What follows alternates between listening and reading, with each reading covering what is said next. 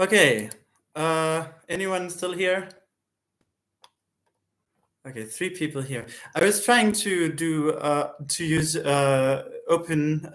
use OBS Studio this time, but it completely failed. And there's no specific information on why it failed, which is very annoying. It just says to check the configuration. And I checked several different configurations, 3 different configurations to be exact, and I couldn't find anything to indicate why. So it's very weird. But yeah, how are you doing? Is my audio okay, by the way? I had just like fine-tuned my audio and my visuals in OBS too, so this is really a downer. Spent half an hour, but anyway, trying to figure out if there's some last-minute rescue I can. Meanwhile, you can like ask questions or come with requests or the usual stuff, and I'll just see if I can figure out some way to set it up to work in OBS in last minute, but it doesn't seem likely.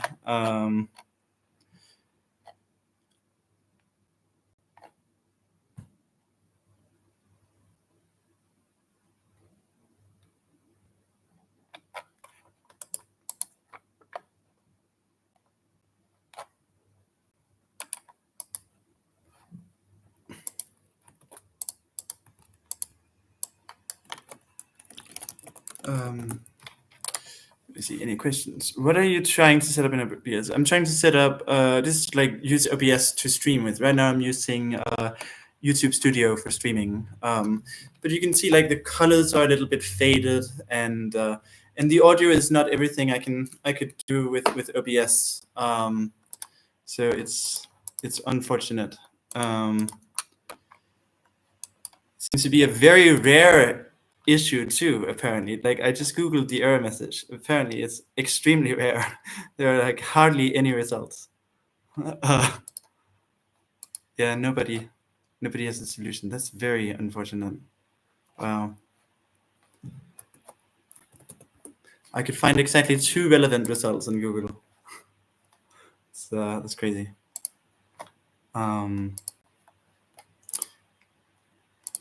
I wonder if I try doing this, will it interrupt? Maybe this will interrupt the stream. Hang on, I'll just try something. Oh, wait, no, now I can connect to it here. Okay, let me just see if I can, if by closing this tab, I can give the camera preference. This might end the stream. If so, I will create a new one, but I'll just try.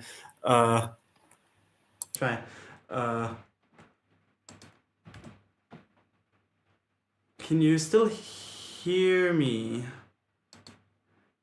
Please type in the chat if you can hear me.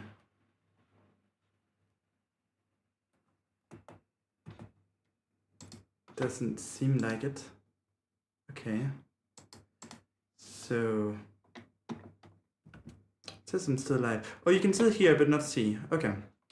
Let me just see what happens if I close and restart the camera. No, not as simple as that.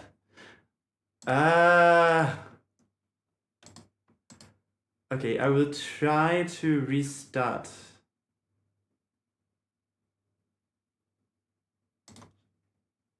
OBS, or maybe just try, hang on. No, that didn't work. You can see my display now, right? You can see like OBS.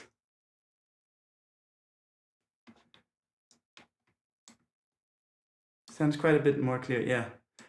Yeah, okay. I'll try to restart OBS and we'll see if this fixes it. This might end the stream, but if not, I'll have good quality. All streams recordings will be... Oh my god. Why is this stuff always so dysfunctional? Okay. Properties... No, that's not the webcam.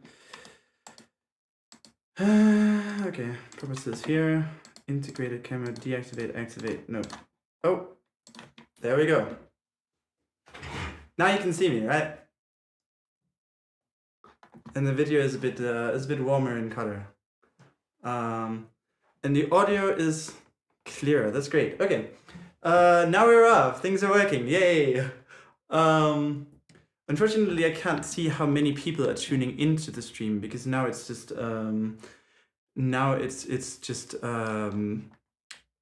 OBS Studio that I'm using for the interface, and it's oh, the frame rate is having some issues. Let me just see if I can fix that real quick. What if I close? It's weird because it's not really using any CPU. Is it using any GPU? I wonder. No. Why does nothing ever work properly? Okay, what if I it does the frame rate improve if I turn off filters? Does this improve? Is the frame rate any better, or is it still? This is bad. Oh, I'm a bit overexposed. Okay. Yes, I can. Well, if I turn the filters back on. But did this improve the frame rate? Like when I deactivated the filters, or did it do nothing? Is it still laggy? Okay. Take trouble. I kind of like the overexposed look though, but okay. This is a bit less exposed. So yeah. Output stream frame rate. Oh yeah, good point. That could be it actually. Yeah, because I think I turned that down when I was. Question is, where can I do that? Oh, video output is currently active. Please turn off any outputs. Let me see if I can fix that by temporarily doing this. Probably can't, but nope. Turn off any outputs to change video settings. How do I do that? Okay, if I stop streaming but don't end the broadcast, hopefully that will work. Okay. There. Wait, no. There. Okay, can you see me and hear me again? That fixed it, right? I hope it did. Yay! Good job, Master. You got it. That was what it was. Yes. Okay, now we're off. It only took 13 minutes. Oh well. I'm always having these weird technical issues. It's very strange. Especially that one, the error message I got earlier, which was, I Googled it and I found literally 2 results. And one of them had like no traction at all. And the other had only completely irrelevant responses. So, any questions for me?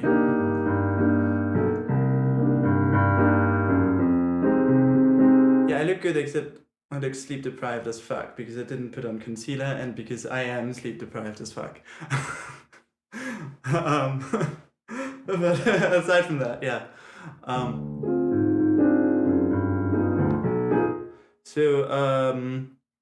Yeah, what are you all up to? How many people are there? I'm only seeing 2 people in the chat.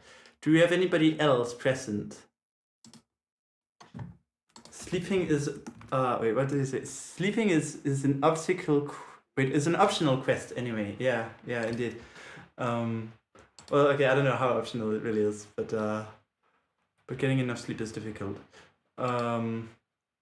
Okay, so there's 6 people right now. I just opened YouTube to find out. It's very annoying that there isn't a feature in OBS to show the amount of viewers. Why why are they not? Well, okay. So 6 people and 2 of them are active in the chat. Okay. So any questions? The 2 of you have like practically free reign to ask. You can like monopolize my time right now if you want.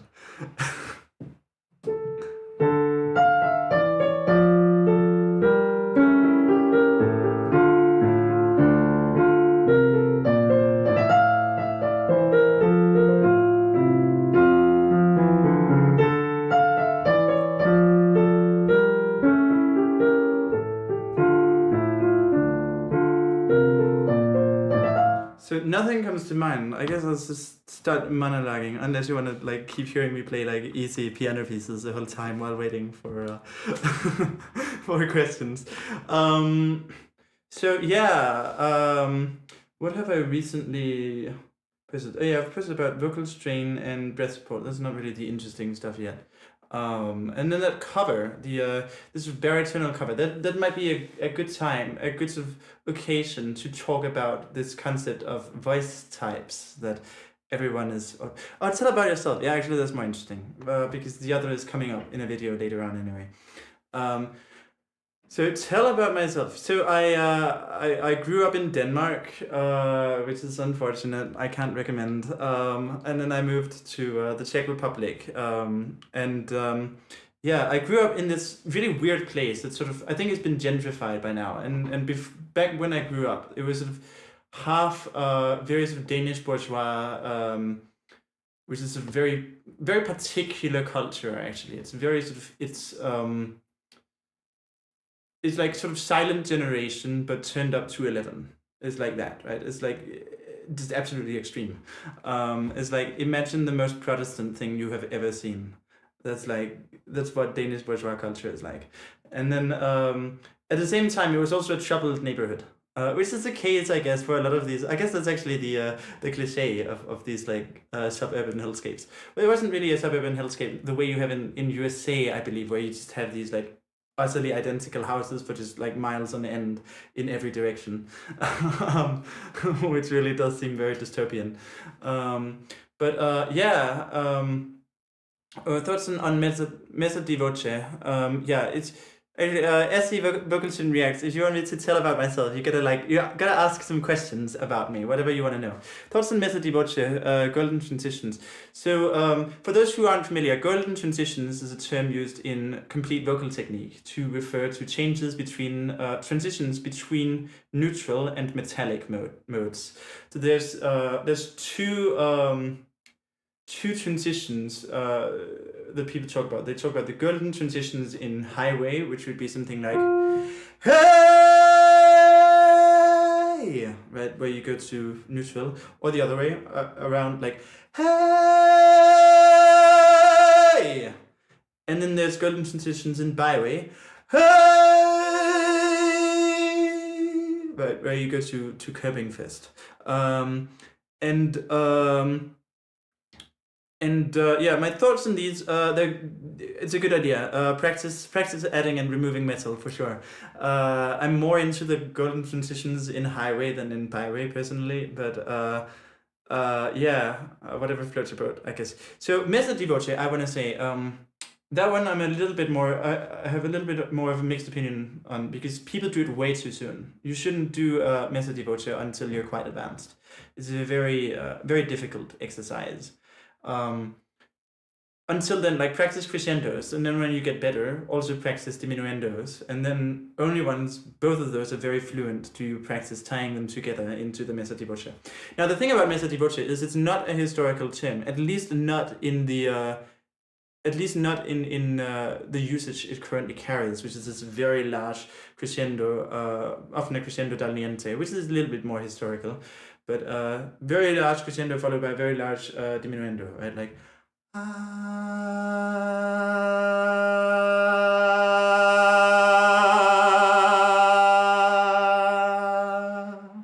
that was not very good, but anyway, so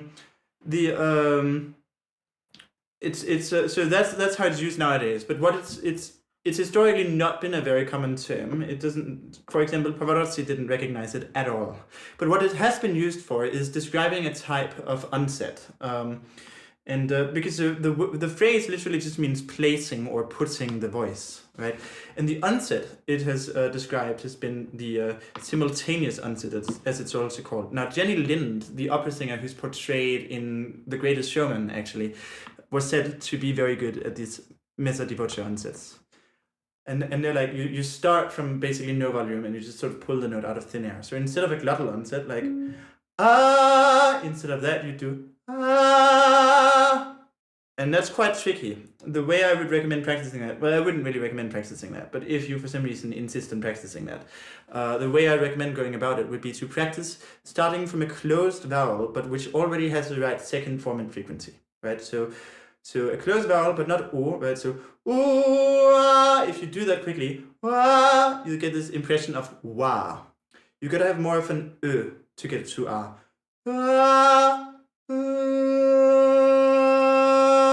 Something like that, right? And if you do that quickly,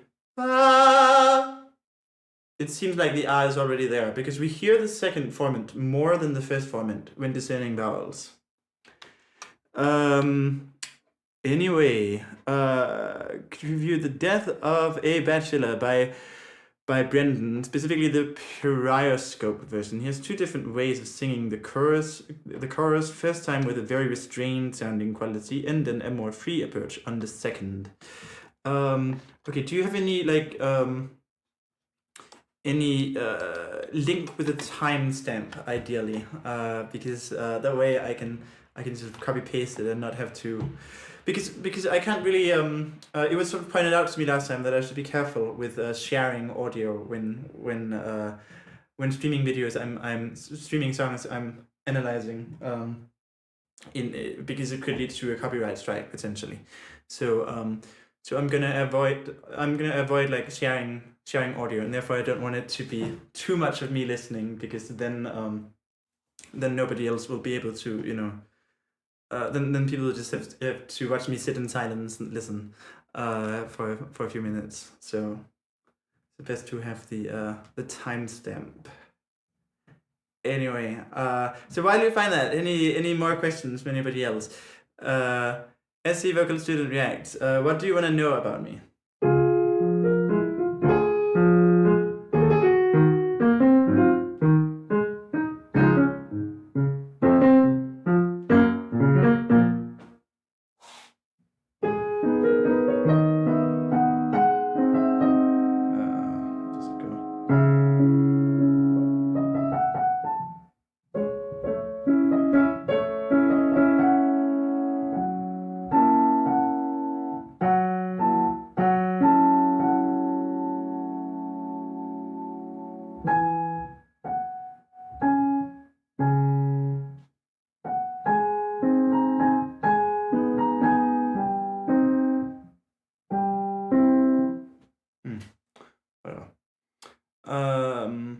But yeah, wait. So Messa, are you still there? So wait, is this Top Shot even still working? Maybe it's not. Oh damn! What happened? I'm not used to OBS. There we are. That fixed it, I think. No, my. Okay, how did I do this? This is very clumsy UI design they have in OBS. I don't like it. Nope, it's not what I wanted. Okay, I'll just have to accept this clumsy UI design and not fight it. Okay. Yeah, okay. It would be better to do a link with a timestamp, but okay, it's fine. Because it's also the problem that my built-in laptop keyboard has stopped working properly. It's an issue with this particular model of laptop, apparently.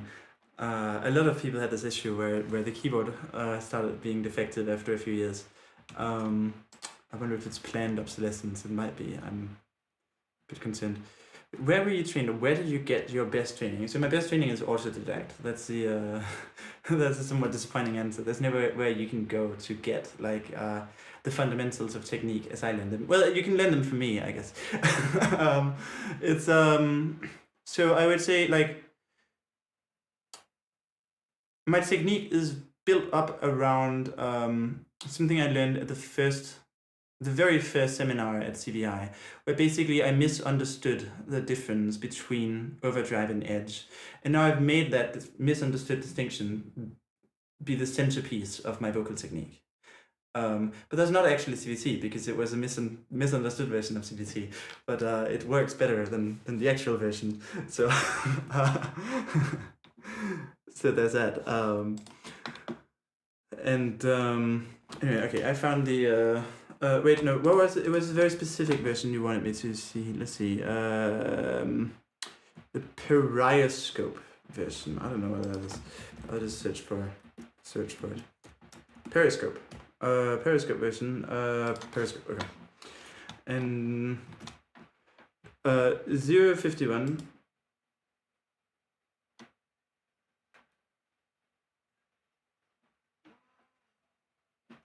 Okay, so the first one is very close timbre, but it's also very frontal. This is actually a bit of a tricky sound. Let me see if I can do it. The death of a batch. Right, this is a bit more frontal than that, but the death of a bachelor. Whatever, I don't know the melody. And it's a bit more pressed, but I can't be bothered. I'm sorry. Okay, and then 230. Let's see if that one is less pressed. No, it's not. Oh, goddamn. Why do you always get me to sing like this pressed stuff? Okay. Yeah, so that's more open, right? So the first one, death of a batch. So batch turns into almost a forbidden word that will probably get me demonetized. Not that it matters much anyway. So I guess yeah. But it could also like be considered sexism or something, right? So it's like like he turns batch into more of a different word, and death becomes more dith, and the second time he doesn't do that, right? He keeps death open. The death of a bachelor.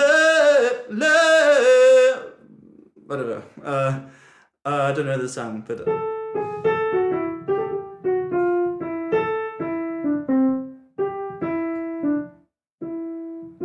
I don't know why I'm trying to figure out the melody when I don't know.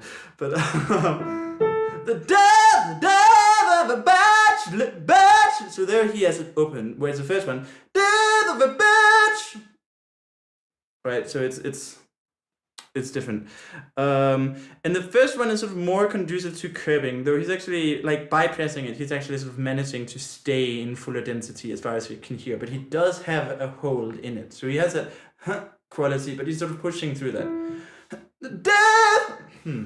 The death. Needs to be more creak based, I think. Less and more creak. The death. Well, the death of a bachelor. Whatever. Whereas the other one, the death of a bachelor, which is what I'm more used to personally. If I wanted to make it softer, I'd probably still do it in a less restrained manner, more just add a cry quality maybe. The death of a bachelor, because that way I can still get the fullness. Or if I wanted to restrain it, I'd probably centralize it and do more. The death of a bachelor, which sort of distorts the diction a bit less, I find, and allows me to get a sort of darker, richer tone. But yeah, that's.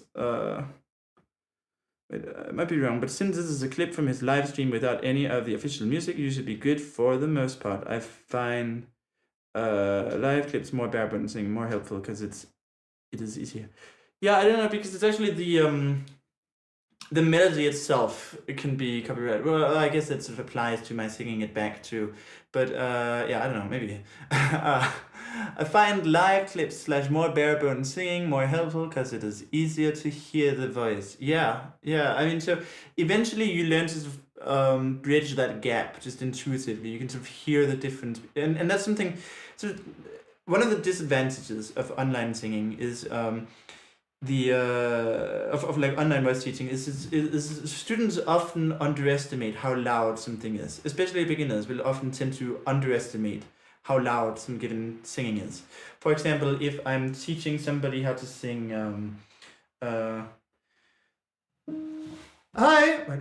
I had to let it happen, I had to change, couldn't stay on my life down at heel, looking out. I've had beginners who think this kind of singing is soft, right? And they're trying to make their voices softer and softer, and it sort of just becomes yelpy, right? This is why I end up doing I had to let it happen, I had to change, and they get this kind of sound, and then they're thinking it's because they're too loud, when actually it's because they're singing it too softly. So that's one of the things, but with experience, you can sort of learn to tell from the timbre itself how loud it is. And similarly, and at that point, it would just sort of seem to translate. You'll just sort of intuitively be able to gauge the volume. It won't even be that you're trying to assess it based on the timbre. You can just sort of hear it. And the same thing with like produced official music. Eventually, you learn to just sort of hear. Your ear learns to just sort of compensate for all the nonsense they've done. Yeah. Oh, Abhijit is late. How dare you? How dare you, Abhijit? No, I'm kidding. Anyway, yeah. Anyway, so I want to get back to the question of where I was trained. So I'll give sort of my full history. So so I started just playing the piano, and I got quite advanced at the piano. I was playing like Rachmaninoff, stuff at that difficulty level. I've sort of neglected the piano since then, but as a kid I wanted to be a pianist, and now I'm quite disinterested in becoming a pianist for a lot of reasons, like a concert pianist. But that's what I wanted as a kid. And then eventually I got into singing, and the way that happened, well, I had been singing sort of casually all my childhood, but really more as a hobby. And then I visited my cousin in Oxford with my family, and we saw this boy choir that was singing. It was called Libera, and they were singing a song called Libera that greatly impressed me. How does it go?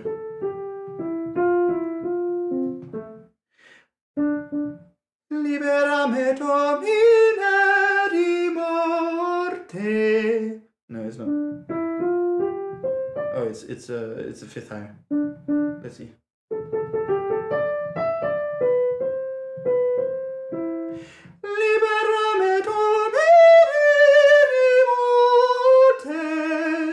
Right, and they were a boy choir, right? But I was singing. Well, I'm only 14. Surely I can still learn to do this. It isn't, my voice is basically already like dropped an octave or whatever. But I wanted to believe, right? So I practiced that, and I was stuck at my chest voice was stuck at C#4.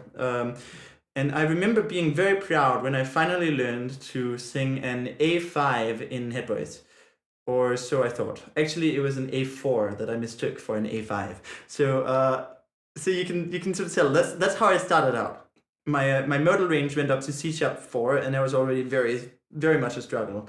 And I got very proud when I finally learned to sing an A4 in falsetto. Right? It's like that's the level at which I started. So I was terrible. I was just absolutely terrible.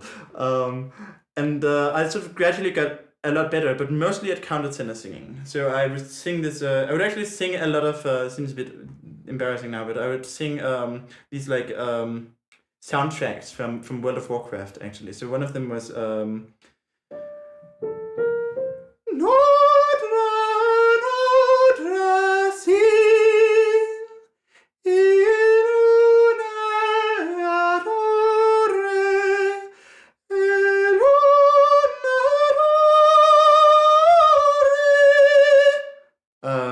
And so I practiced that, and I got fairly good at that. And then I started taking singing lessons, and that's where I started exploring chest voice more. And then it was classical singing lessons with local teachers, right?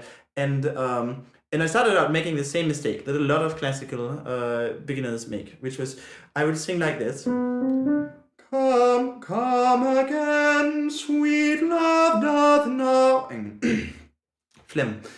Come again, sweet love doth now invite thy graces that. Right, so it all had this kind of quality, which is really more for choral singing than for solo singing.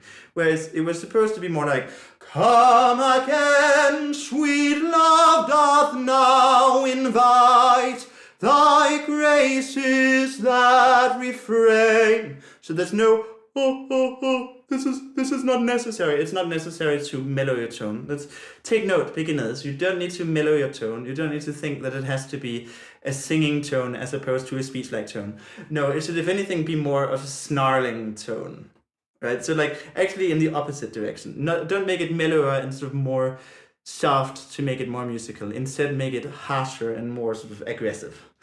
Very good like tip. And then to make it musical, you just add legato, you add some more interesting phrasing, you add a bit of vibrato here and there. But no, like don't make it mellow. That way you'll just make it boring. And then I would from there I got into I met this guy Charles Robert Armstrong on Reddit, who impressed me greatly, mostly with a bunch of range ranking. Actually, his singing isn't all that impressive in my opinion. He does have a pretty like crazy range of like 6 octaves or something, 7 octaves I think, C0 to C7, something like that. Or is it C6? I don't know. I forget. No, it must be. Yeah, it's C7 for sure.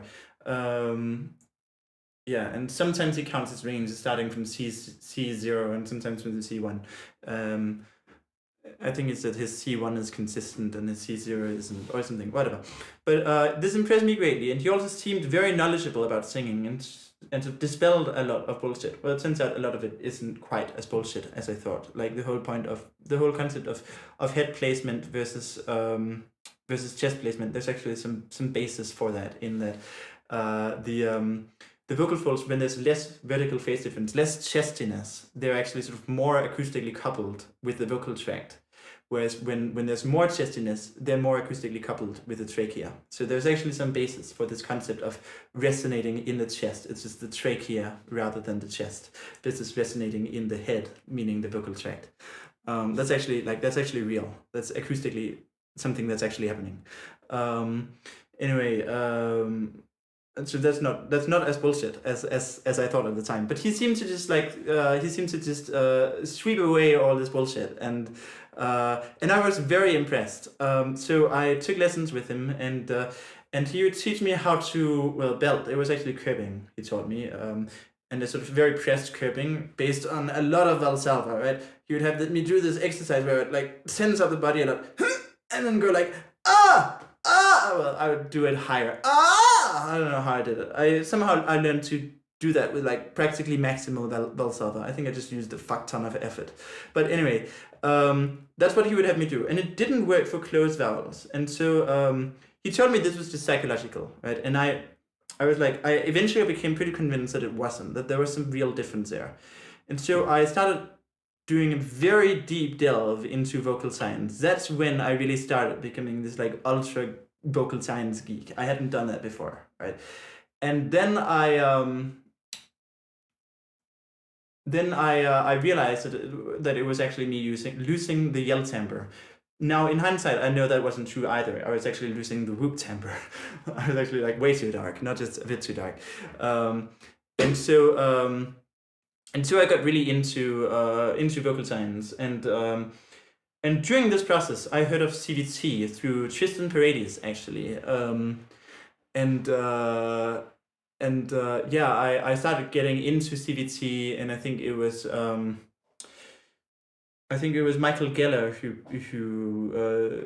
introduced me to Greg and Ivan and Tony and all the rest of them, and I had interacted with Jens once previously though in Reddit, on Reddit, but yeah, so then I got into that whole crowd, and then I got more interested in CVT. So that's when I started doing CVT, and then but I also did a still voice training in like the summer 1 year before I started CVT, I think. And that was just to have some sort of credential that could pad my case a little bit for being accepted into CVT, considering that I was technically below the age requirement and so on. And also I wanted to learn about still voice training, because there was a background that that Charles Robert Armstrong had. So yeah, I have some background in still voice training and in CVT and with some local teachers and then I followed Karen O'Connor of Singwise a lot, and I'm sort of trying to do what she does, but sort of elevated and less attached to Cornelius Reed and David L. Jones, which I don't really approve of. Anyway, you had the opposite problem. You said learning to sing softly enough when appropriate. Yeah, so that's the thing. When singing softly, there are sort of two ways to go about it. One is to be very deliberate about what you're changing, to sort of change the vocal tract shape in a way that's naturally conducive to softer singing. The other way is to tense up and decouple the vocal folds more from your vocal tract, decouple your vocal tract more from the outside air, and just make everything way less efficient. Most people use the second approach. So most people, when they sing softer, they're just making things less efficient. And that's why they say it takes more support energy to sing softer. That's not true. That's only true if you're doing it inefficiently. Right, so a demonstration I like to give of that is imagine you've practiced curbing a lot or mixed voice in my terminology a lot, and you can do high notes no problem, but they're fairly loud. Right? Go up, yo! Right, it's not a full on belt, but it's still too loud for a lot of sort of pop singing. Right. Now, one way you might address this is to just tense up and hold back even more. But that's just really tense, right? Now I have this way too much effort. Another thing I could do is I could add a bit of cry quality. Now it actually takes less effort than the louder version, and it's a bit softer already. Then I can raise the larynx.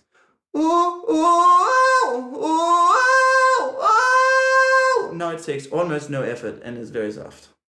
Right. So when you're trying to make a sound softer, be very deliberate about what you're changing. Don't just try to hold back the volume more. Change something to make it possible to hold back the volume without just making things less efficient. So that would be my advice. So when singing more softly, Justin Stoney from New York Vocal Coaching talks a lot about how the larynx shouldn't be a pitch. Shouldn't be a pitch adjuster. Pitch, what did he call it? Well, anyway, it shouldn't determine the pitch. I sort of agree there, but it should determine the volume, right? I like to sort of couple larynx height to volume. So softer volumes, higher larynx. Louder volumes, lower larynx. Are there any tips you have on the psychological aspect of singing loudly? It isn't as much of a problem as it used to be, but especially starting out I was really shy of being heard. What I recommend there is to, if you find yourself restraining and being unable to let it go, there's sort of three main things I recommend. Firstly is this is a very quick fix, which is to sort of exaggerate the tension and the restraint and try to let go of it all at once. So if you're doing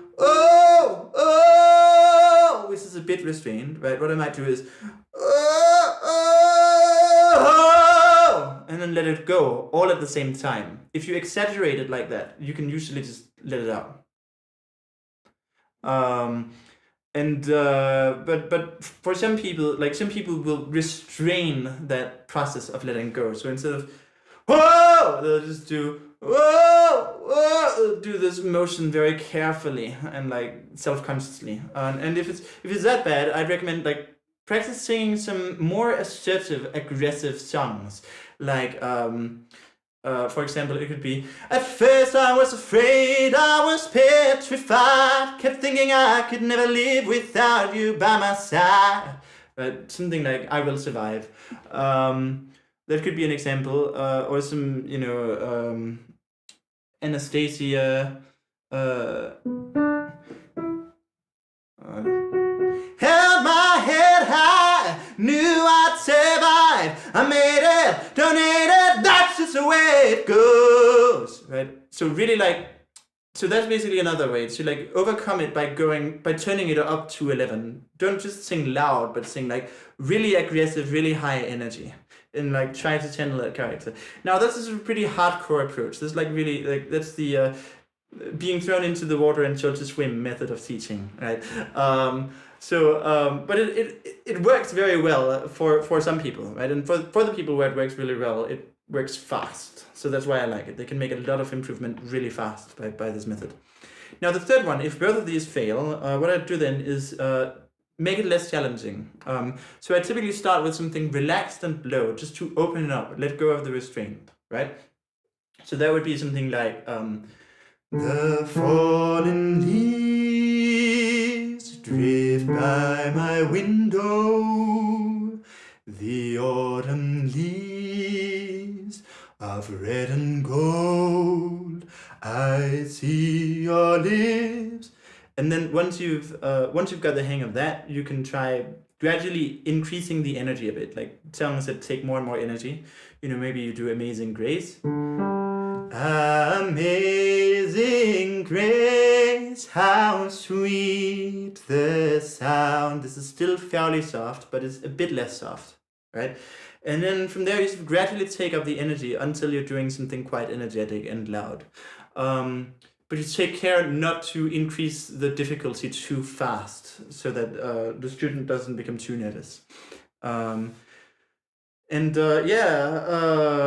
That's the three methods, basically. Pitch modulator. Yeah, I don't think you call it modulator. Yeah, you only follow Voice Studio East, so I wouldn't know. Yeah. I mean, it's this Voice Studio East channel. I've heard great things about it. Cornelius, when you say increase the energy, what exactly are we increasing?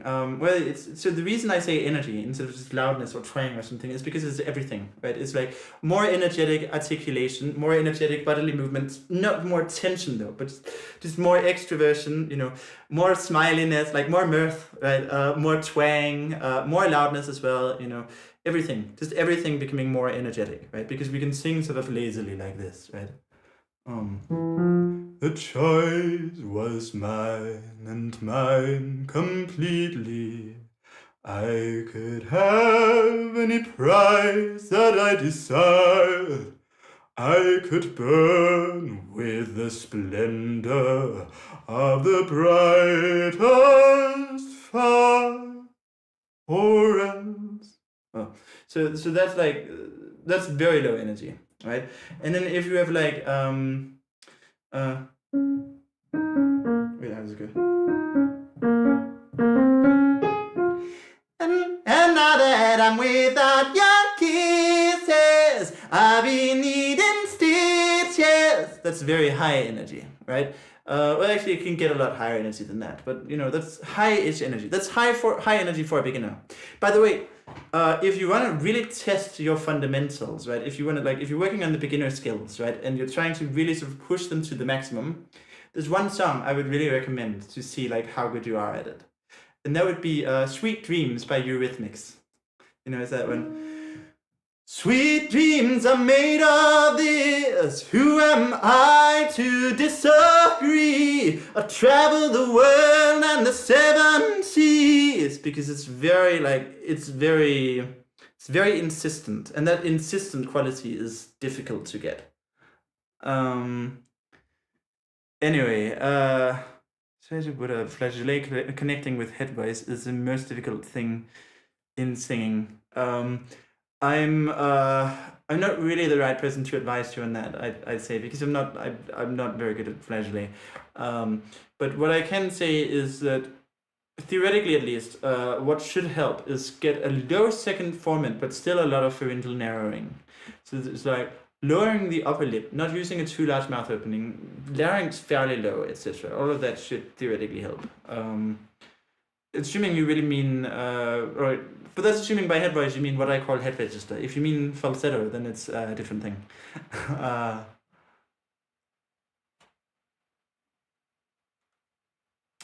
Okay, so any more questions?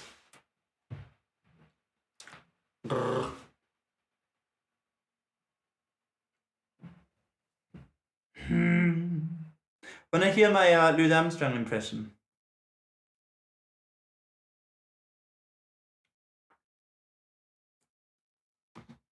Oh, is this chat still running? suddenly went completely, there's nobody writing anything. Yeah, it's there. As the trees of green, red roses too, I see them bloom for me and you. And I think to myself, what a wonderful world. As the skies of blue, clouds of white, the bright blessed day, the dark sacred night. What's some repertoire or technical exercises that you learned that represented a breakthrough in your singing journey? Any songs that unlocked new dimensions of your voice? So, I'd say like the stuff that really helped solidify the, there's some songs that really helped solidify the contrast between chest register and call register. And the two songs that were most helpful there would be Empty Chairs at Empty Tables and Anthem. So, there's a grief that can't be spoken, there's a pain goes on and on. Empty chairs at empty tables, now my friends are dead and gone. Right? But specifically this and I can hear them now, the very words that they had sung became their last communion. Wait, I'm not sure I got that melody right.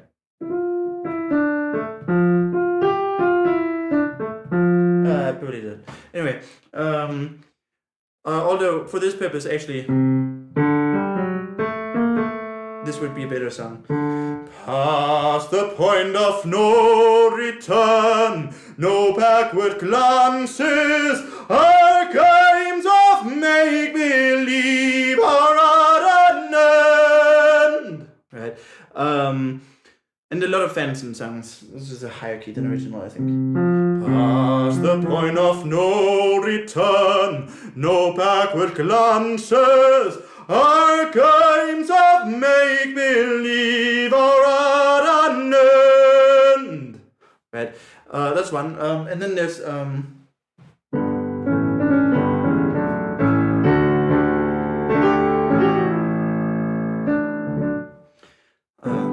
Let man's petty name I cross over waters, but I'm still there now. How can I leave her? Where would I start? Let man's petty nations tear themselves apart. That was also one that was probably the one that helped the most. That one helped a lot, and it's also still one of my favorite songs. So yeah, and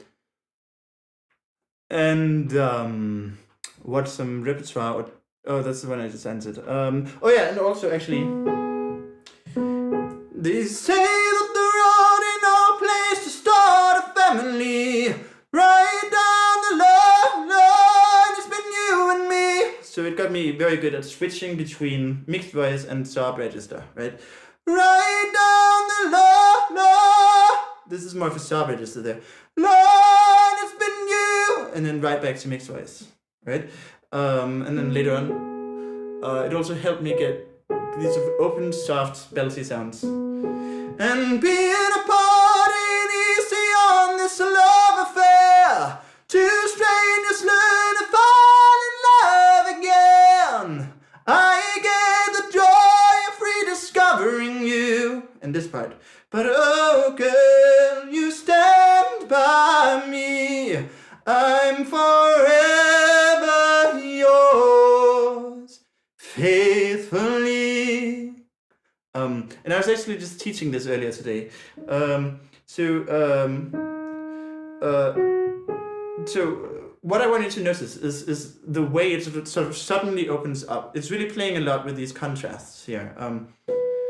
To fall in love again. Not that part, but the Where is it?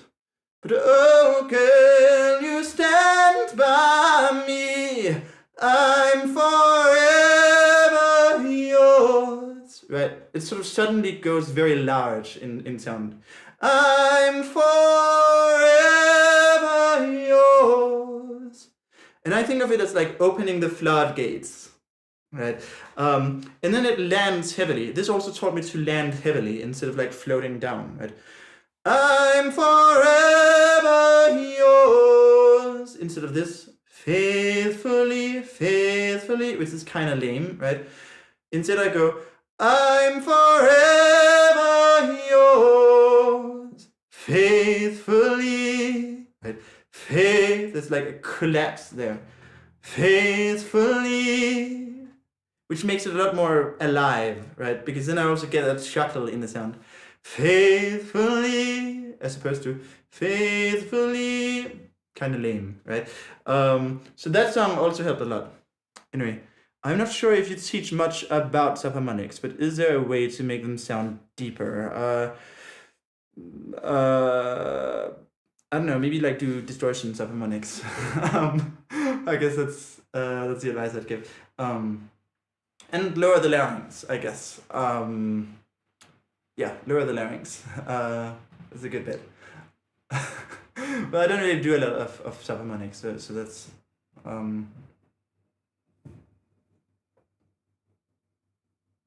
Anyway, any more questions? Oh yeah, actually another song that helped a lot with my fundamentals.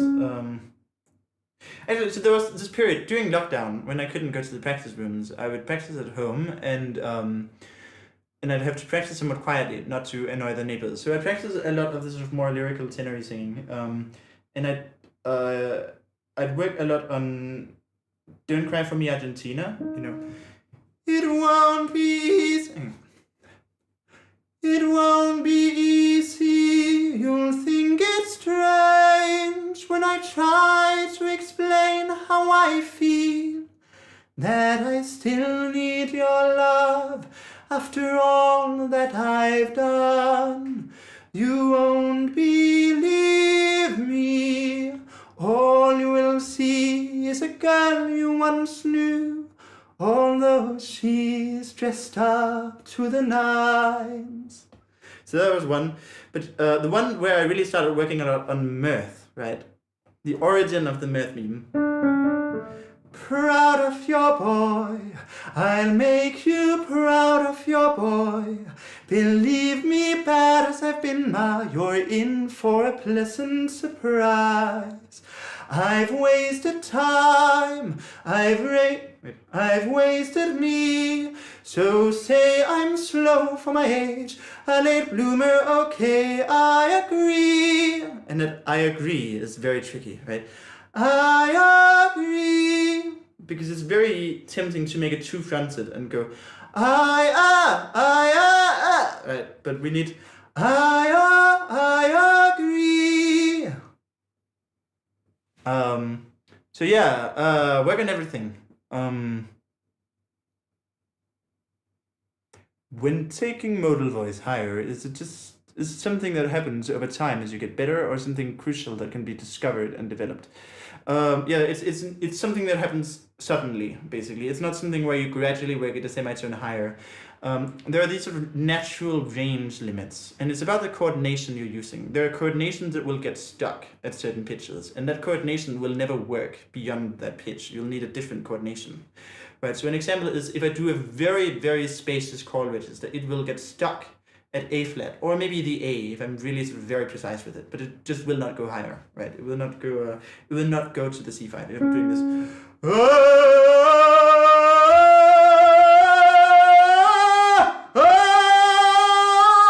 It's just stuck there. Right? There's no way to go higher with that. You'd have to brighten it. Right, then it can go higher. Or you'd have to like twang it or close it or something, right? But you have to do something because otherwise it would be stuck there. So those range limits are always there. They're there from the beginning, and even after you've learned to sing high, those range limits are still in the same place. You've just sort of learned to route around them. You've like learned a different path. So that's sort of how it works. And that's also part of my thinking about voice types, basically, that that you sort of learn to go from a sort of baritone path to more of a tenor path or a baritone path, right? And I mean, so just being in a tenor path isn't necessarily enough, because you might still mess up the coordinations and not be able to take them high, right?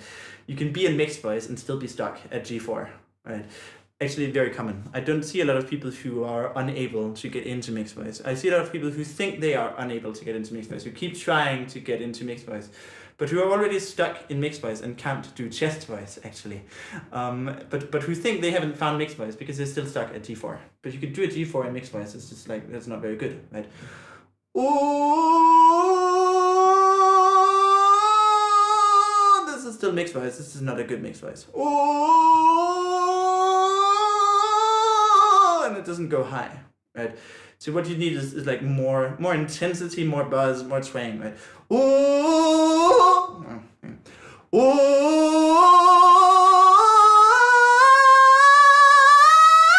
right, and then it can go high. I see some vocal coach mention high complete mixed voice placement. How can I stay in that since I found it? I mean, the transition between low placement and high placement in some song. So low placement is typically associated with these more baritone, not even baritone, these more baritonal sounds that are very dark. So if I show myself lowering the placement, I could do no, it's not here. Come to me now, open your door. This is fairly high placement, right? Don't make me wait one moment more. Oh, come to me now, open your door. Now the placement is a bit lower, but now, don't make me wait one moment more. Right, it's very, very low placement now. That's basically just the larynx being down and the tongue and palate being very far apart, all of that. So to stay in high placement, you just like keep the larynx high, I guess, and keep like the pharynx narrow. But I wouldn't suggest staying in high placement, actually. Like going to low placement for the lower range, it's a good idea. They have a warmer low range and like more interesting, more sort of belty. You should ideally be able to belt a D4 and have it sound like a belt, right? Like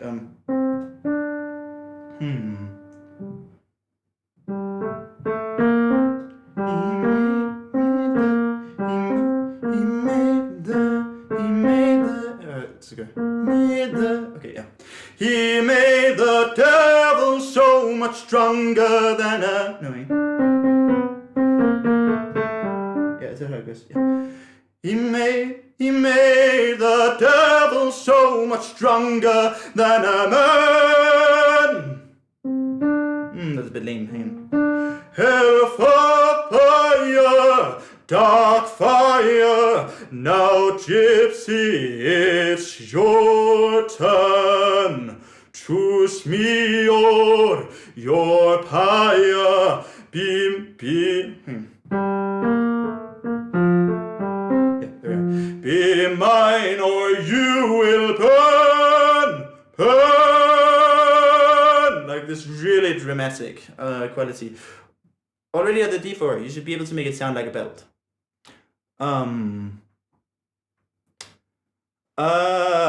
And you can't do that if the placement is high, right? There's no such thing as a belty sounding D4 if the placement is very high, right?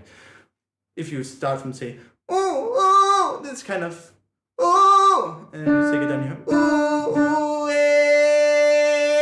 you know, you can like try making it as loud as you want, and it's still, you know, it's still not gonna sound belty. Vietnamese language is really tricky to sing because our pronunciation system is not great as English, so that's hard to master the transition to you make. Yeah, I mean, so this is how it is, I guess. I mean, so English isn't that great either, actually. So English speakers as well need to learn basically what people call Singlish, which is basically, you change all the phonemes to be more suitable to singing. So for example, the R in English, R, way too dark, right? This is useless, throw it out. Well, actually, don't throw it out. It's useful for like really high-pitched overdrive, this R. But for most singing, you'd be better served with an ah, which is not a vowel that exists in English, right? There's no ah in English. There's an R. Yeah, English speakers need to learn how to replace that. Yeah, so yeah, all languages probably have their shortcomings. Maybe not like, I mean, Japanese is pretty great for singing, and Tagalog, or however you pronounce the language, like the language they speak in the Philippines. That language is also great for singing, and Italian is fairly good. It's not quite on par with those other two, Japanese and Tagalog, but it's pretty good. And Latin is great too. Sic mea vita est temporaria cupid ardente, caritatem aeternam, credam dabo sperabo, honorabo laborabo gratias agam. That's Latin. And I like it. I like singing in Latin, it's great. But singing in Japanese is really, that's fantastic. I love singing in Japanese.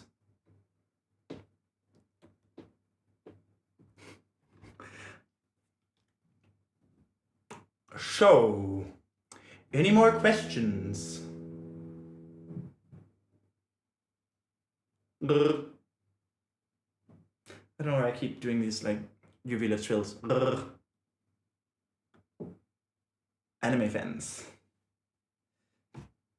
Zankoku na tenshi wo yoni shounen wa shinwa ni nare.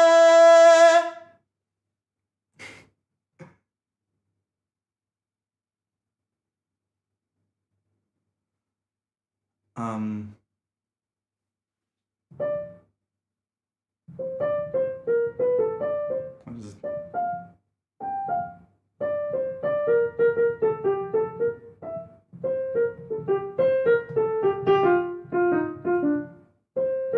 I only know it with English lyrics. Oh, can you tell me, please just tell me the way the story ends, and say who could it be? Who is inside of me? I'm broken down, the world around us surrounds my suffering. You smile and look at me. You smile and look at me. That's high already. You smile and look at me, but you don't see a thing. Damaged and broken as I am, I'm trying not to breathe. Unraveled, I am not unraveled by the truth I finally see. I'm breaking yet unbreakable. I'm shaken up, unshakable, unraveling since I met you. And now I'm turning to dust in a world that's twisted, dark and certain when I go missing. Fuck, that's high. When I go missing, close your eyes or just try to look away.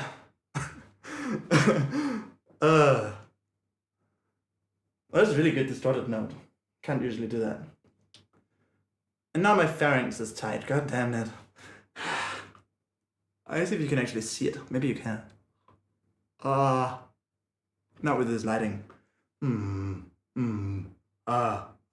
This is me trying to untighten my pharynx.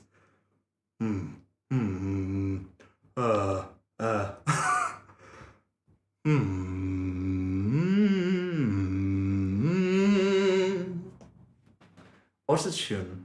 What do you mean? There's nothing like autotune sounding. What?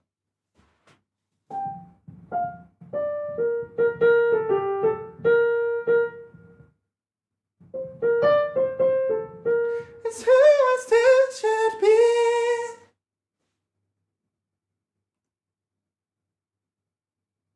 I know. Ugh.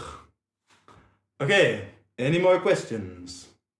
This, by the way, is also me trying to unsqueeze my larynx. Not my larynx, my pharynx, sorry. You're not. Oh. Does it sound auto-tuned? What do you mean? Oh, that. Sometimes I am. Not often, I guess, but sometimes. It does happen. On occasion. Once in a blue moon, you know? Ugh.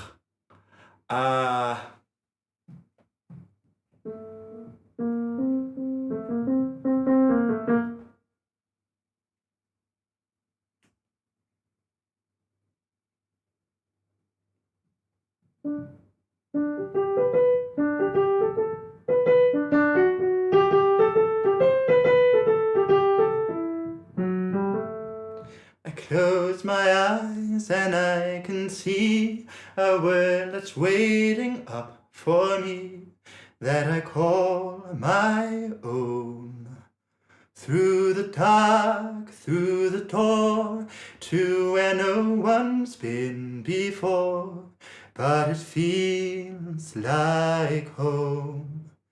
They can say it all sounds crazy. They can say we lost our mind. I don't want to spoil it because Abhijit is here and he doesn't like spoilers. And there are probably others who don't like spoilers. I don't care if they call us crazy. I will give you a hint. It's a song.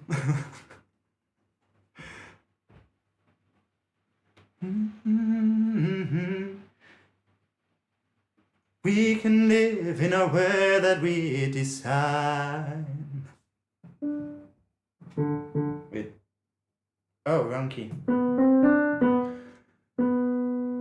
I close my eyes and I can see a world that's waiting up for me. Well, that's waiting up for me. Didn't like that tone. That I call my own. Through the dark, through the door, to where no one's been before, but it feels like home. They can say it all sounds crazy. They can say we've lost our minds. I don't care if they call us crazy. We can live in a world that we design. 'Cause every night I lie in bed, the brightest colors fill my head. A million dreams are keeping me awake. I think of what the world could be, a vision of the one I see. A million dreams is all it's gonna take. Could use some practice.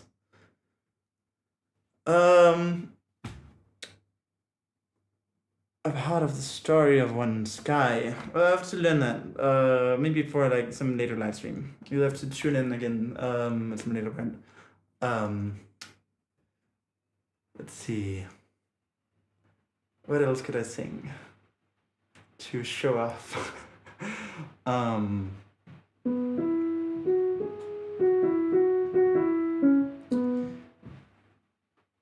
By yon bunny banks and by yon bunny braes, where the sun shines,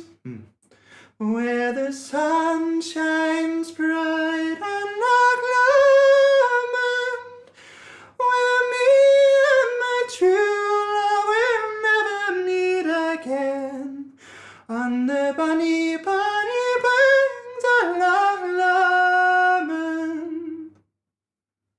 Do you like Celtic songs? 'Twas there that we parted in yon shady glen, On the steep, steep side of enlambment, where in the purple hue the Highland hills we viewed, and the moon coming out in the gloaming.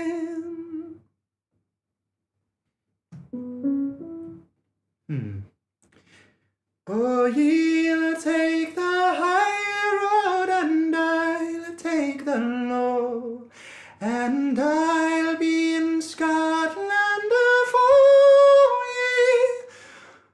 For me and my true love will never meet again on the bonny, bonny banks of Loch Lomond.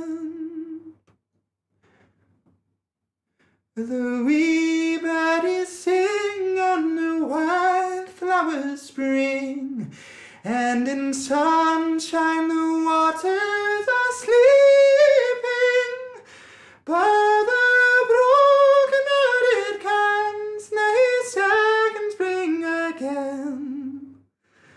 Though the waeful may cease fry their greeting.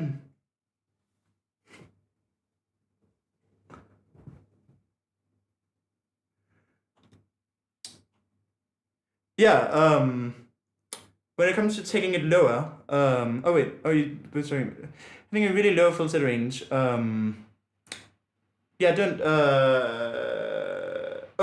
for having a limited falsetto range in that sense, so a couple of things. First, we can divide falsetto into upper and lower middle voice, right? And that's basically this difference.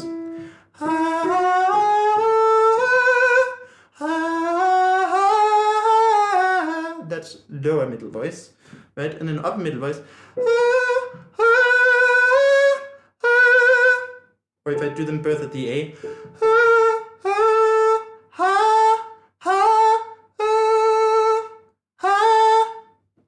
Am I hypoglycemic? Hang on. No? Okay. I have elevated adrenaline levels for some reason, but I don't know why. Like quite drastically elevated. Anyway. Right. So that's the difference between lower and upper middle voice. Make sure you become very skilled at that transition. And for that, practice really bright falsetto, sort of Prince's like, you know. For the first time in forever. Like very Disney princess. Or you could do Faded by Alan Walker.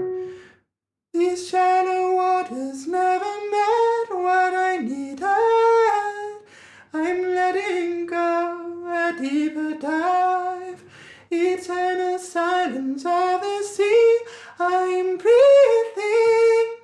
So the thing about falsetto is very similar to belting. It's the same shapes, right? These shallow waters never met what I needed. Right, same shape. Eternal silence of the sea, I'm breathing, which makes that a very high note, even in falsetto, right? Breathing. It just doesn't have the intensity behind it, but it has the same shape. Breathing. Right. So yeah, it's actually high, right? C sharp is very high in falsetto. At that point, a lot of people have already transitioned into head register, which is this.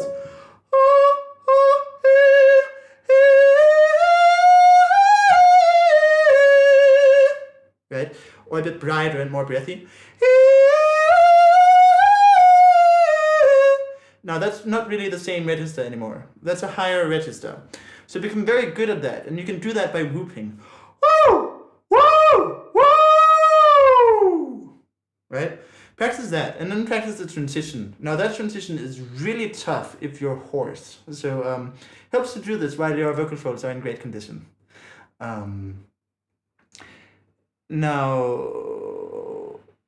Okay, so you see, I had a different experience with falsetto. For the first few days, I can only sing it really loud, and then got good at singing it quieter. But I think the first few days, I couldn't take it down.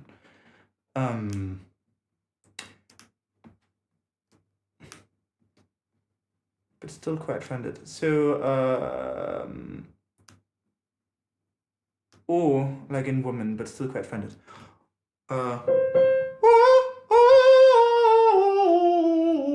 I mean, it does get quite quiet down there, right? So what I usually do there is the consonant trick, right? If I do 'twas there that we parted, right? 'Twas there. That's not falsetto, right? I'm not in falsetto there. 'Twas there. It's just a very soft chest voice. It's actually not mixed voice either. It's chest voice, because if it's mixed voice, it doesn't sound right. 'Twas there that we parted. 'Twas there that we parted in yon shady glen. But so use the consonants to disguise the switch. Yeah, you can do that higher and lower, right? So quando sono sognare l'orizzonte mancano parole. There I did it. Here. Quando sono, that's chest, right? Quando sono, and I switched there. I could also do quando sono sognare, so it's only the first two notes. Quando sono, or I could do quando sono sognare l'orizzonte mancano parole.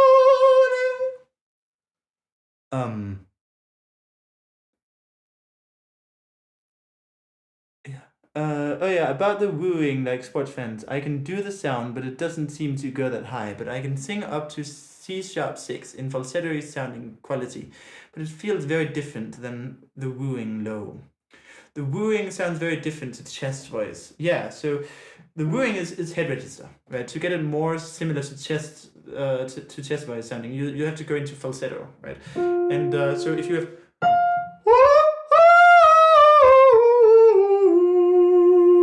right, this is still head register, right? Ooh, now I'm in falsetto. Ooh, yeah. Right, that's falsetto. So you can get it a bit more sounding like chest register or more like call register actually by getting it into falsetto.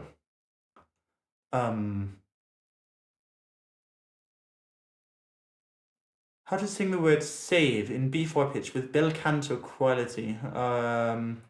So people use bel canto to mean a lot of different things. So I associate with voce faringea, with like Rossini tenors, tenore di grazia. And to find that quality, I do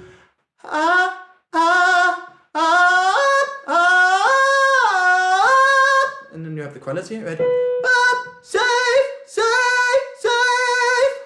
right? And you can do it a bit fuller if you want. Now that's not particularly contemporary classical, because contemporary like classical singers are more romantic style. Like the time when opera really became this big dramatic thing, that was the romantic period. If you're looking for something dramatic, you're probably not looking for bel canto. You're looking for verismo, or maybe you're looking for like verismo influenced bel canto, because nowadays like a lot of, even when people aren't singing verismo, because verismo has a lot more of these like cries and screams and yells and so on. But even when people aren't singing like that, but are singing more in the bel canto like stylistic ideals, they're using vaguely verismo technique, right? They're not really using this bel canto technique. Bel canto technique in general isn't really used a lot anymore. It's very it's because it's kind of, it's kind of lame. But well, I guess in like K-pop or something, K-pop is pretty close to bel canto. Well, mostly in the high range. They don't really have the lower range of the bel canto. That's the problem. P-pop maybe, like Philippine pop. There you can find something that resembles it a bit. Well, no, it's just high larynx dramatic singing. Yeah, it's still not. Yeah, I guess bel canto isn't really used anymore, except some weird like Rossini specialists that nobody cares about. Okay, some people care about them, but I personally don't. So yeah, just like forget about bel canto. It's outdated. Who cares? Verismo is where it's at, or like some mixture of bel canto and verismo if you want. But like pure bel canto, who cares? Okay, so I found the bright variant of falsetto, and certainly not the head register. So to find a bright variant of falsetto, just do bright sighing like this, ha, and make it very girly, right? Ha, ha, like that. And you can sing like Disney princess songs with it. For the first time in forever, there'll be music, there'll be light. For the first time in forever, I could be dancing through the night. And to go really high with it, you just gotta go even brighter. For the first time in forever. That's not that high actually. Oh, it is actually. It's an E flat. I didn't realize. Okay. So to go even higher with it, you just go even brighter.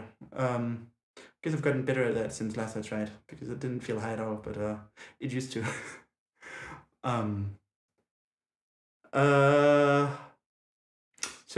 Yeah. Any more questions? Brr. By the way, any countertenors here? Any people who do countertenor singing? It's fun.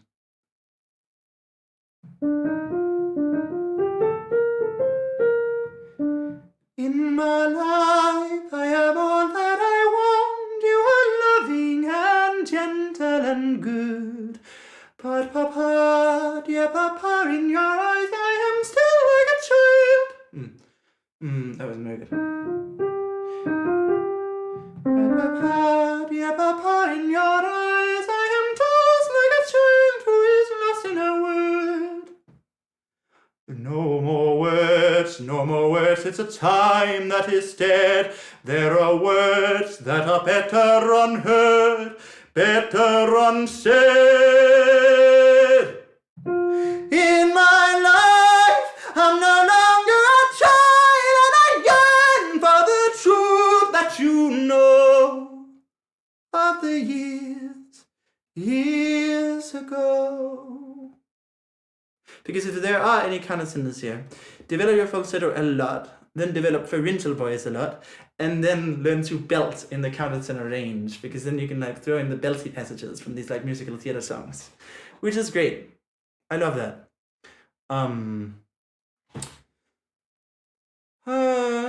Another great example.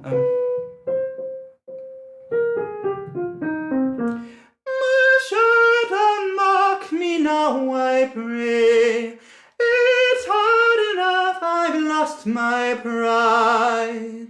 You let your foreman send me away. Yes, you were there and turned aside.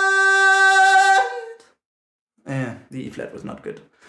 Oh well.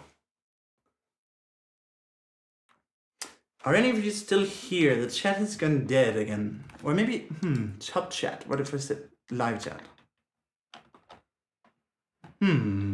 Yeah, okay. Covered sound. Okay, so there's, so covered precisely is what they were developing to get away from the, from this earlier, like, bel canto ideal, right? This is sort of more associated with the emergence of verismo, right?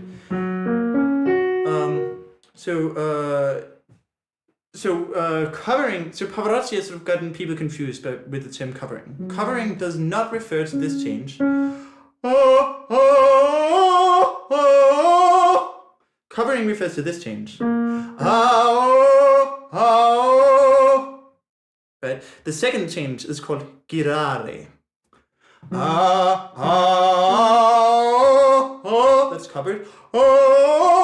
That's covered and turned.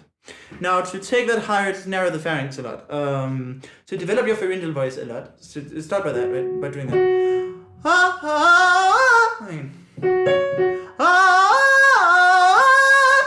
Develop that. And then, I don't know why I'm getting this crackling right now, but whatever.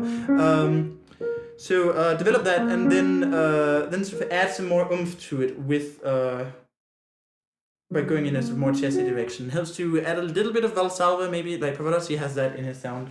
But yeah, B4 and C5 are really tough in that quality, right? If like Pavarotti's B4s and C5s are not easy at all. I mean, I can't reliably do it at C5. I'm not even sure I can reliably do it at B4, but let's try.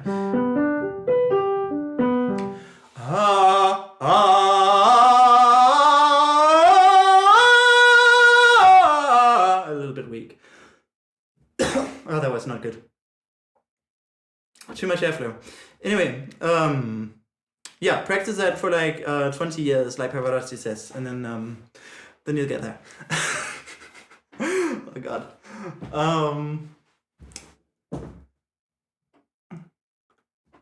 You talked about twang quite a bit last stream as well, but could you give some more ways to work on the middle twang? The quack and cat sounds help, but I find it hard to incorporate into singing.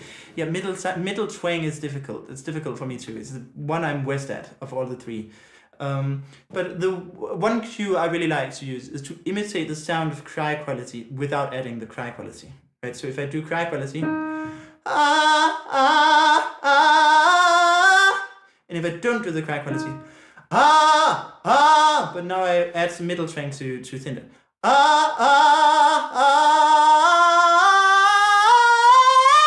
Right, that's middle twang. It wasn't too bad.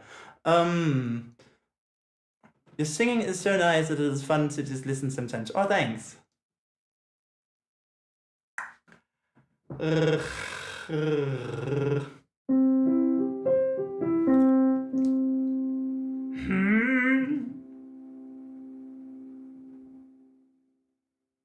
I've done my Louis Armstrong impression. Now I'm going to do my Shakira impression.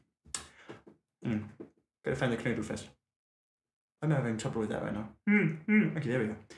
Oh, baby, when you talk like... No. Oh, baby, when you talk like that, you make a woman go mad. So be wise and keep on reading the signs of my body.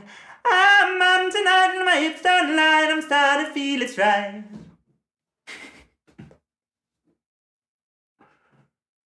Okay. I can also like totally do a Valley Girl accent. Like, oh my God. I can't believe Ben just did that. Like, who does he think he is? I sound like Rihanna. Okay. I haven't listened to a lot of Rihanna. So I can't say much about that.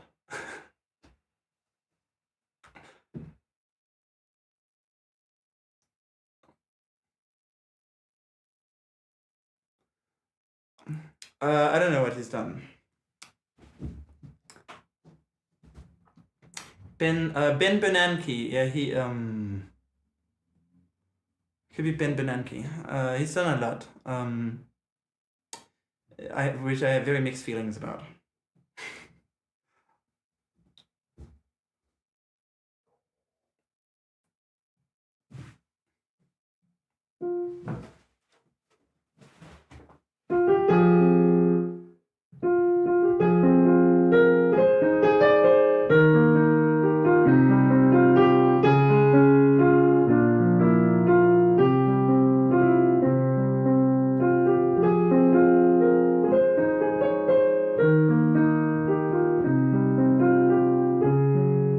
I haven't had much time to play video games lately, but I do normally.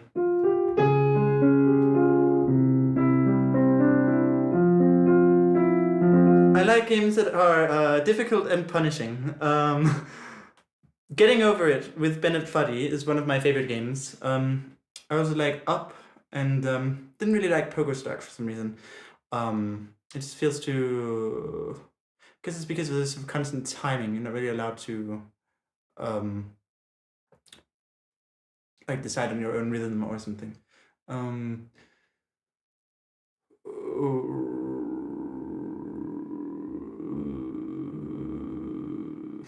Yeah, so the stamina thing is actually just efficiency. It's just I don't need a lot of effort, right? It's like if I do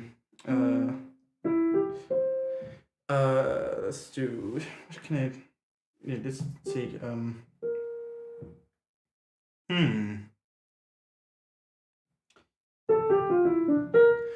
Let's do this. Let's see if I can still do this. This was a little etude or something that I lifted from pentatonics, but did in a sort of more belty way to practice my belting. Whoa, whoa, whoa, whoa,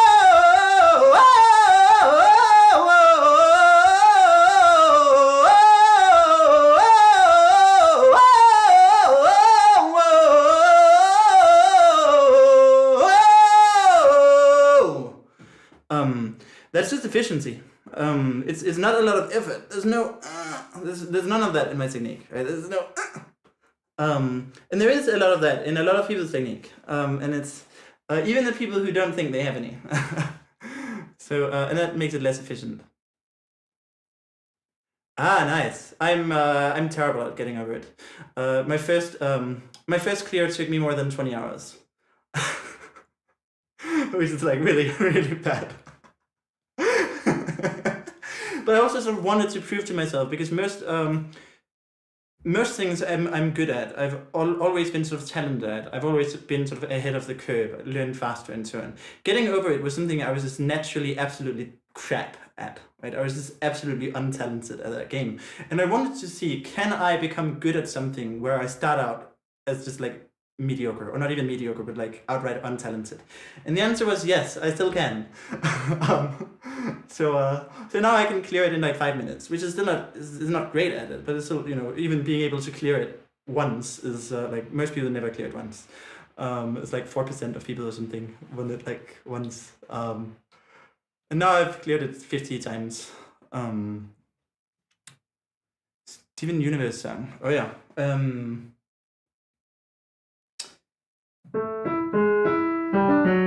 Well, I only know this part of it, but let's see. War and glory, reinvention, fusion, freedom, her attention, out in daylight, my potential, bold, precise, experimental. Who am I now in this world without her? Petty and dull, with the nerve to doubt her. What does it matter? It's already done. Now I've got to be there for her son. Should be close there. Now I've got to be there for her son. That's better, I think. My pharynx is so narrow. How did this happen? Is this from the? No, it's not from the. It's from the unravel, but then it caused me to the narrowed pharynx caused me to mess up other things, and then it sort of gradually got narrower and narrower. Oh yeah, and the upper thing didn't help either.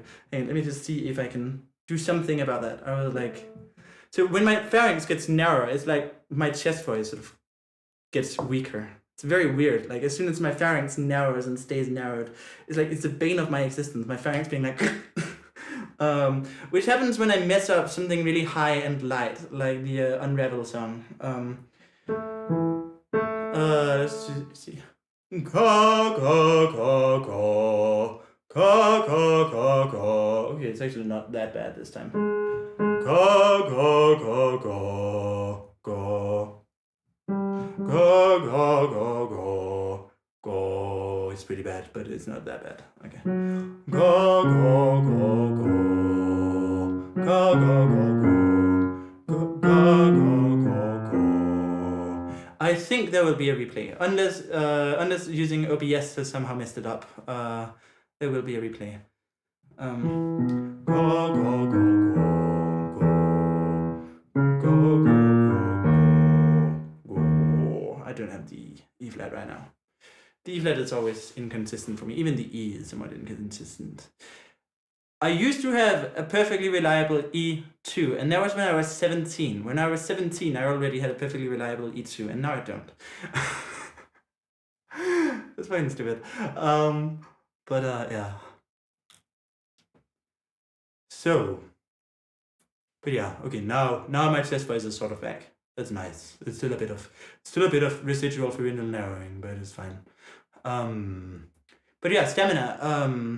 Stamina. It's just about having efficient technique, right? It's like I was helping somebody work with Never Enough, and she was a woman, so she was singing it in the original key, so very like, there was fun for her, and then I had to give a demonstration sometimes to give like instructions, and then that was difficult, because then of course I also had to sing it in the original key, which I'm not used to. I normally take it down by like a minor third or even a perfect fourth, depending on how I want to sing it. If I sing it lighter, sort of more mixy, then I do it a minor third down. If I do it more belty, then a perfect fourth. But now I had to like belt it in the original key, and towers of gold are still too. Towers of gold are still too little. These hands could have the world, but it'll. Right. My torso is relaxed. But it'll never be enough. Never be enough. Whatever. My torso is completely relaxed, right? There's no significant amount of support energy required there. It's like 3-4%. Actually, yeah, I think it's closer to 3. Is it even 3%? Yeah. Never.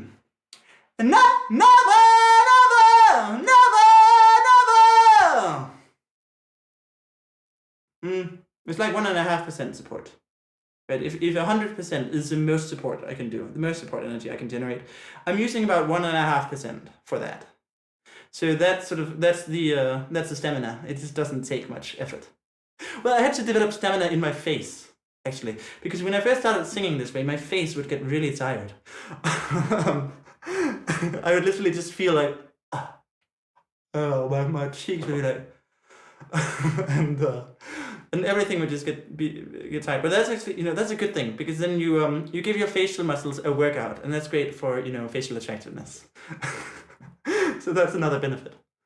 It even keeps you looking youthful, because it's like the look of youth is basically just the look of aliveness.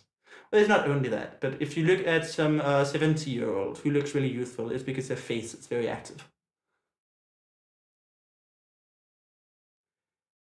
Yeah, it's like, I guess I'm using a linear scale. I don't know if people normally do that, but people say percent, right? People in CVT, people talk about percentages of support, and I think they do use a linear scale, because I was instructed to use, like, Anna instructed me to use 20 times as much support when I wanted distortion, and that helped a lot. Actually, that helped a lot. Distortion is still not exactly my forte, but yeah, I do think basically my support, like the amount of support energy I use, is abnormally low.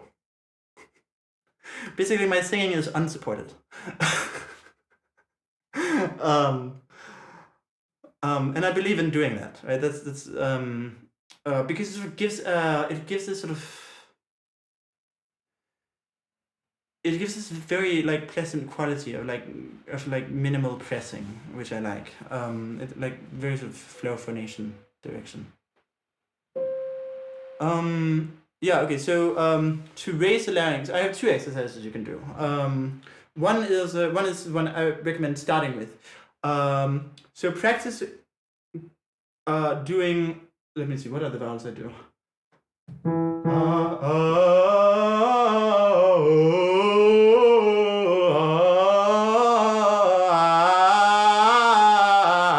So practice doing a scale on these 3 vowels, O, and A, but without moving the mouth at all. So,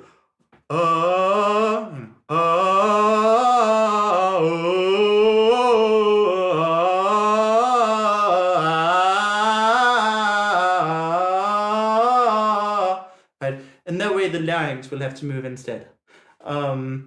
So that's one way you can do it, because that way you develop a sense of how the larynx influences the sound of the vowel, and that's important. The other exercise, which I'm going to struggle with right now, actually, but is this.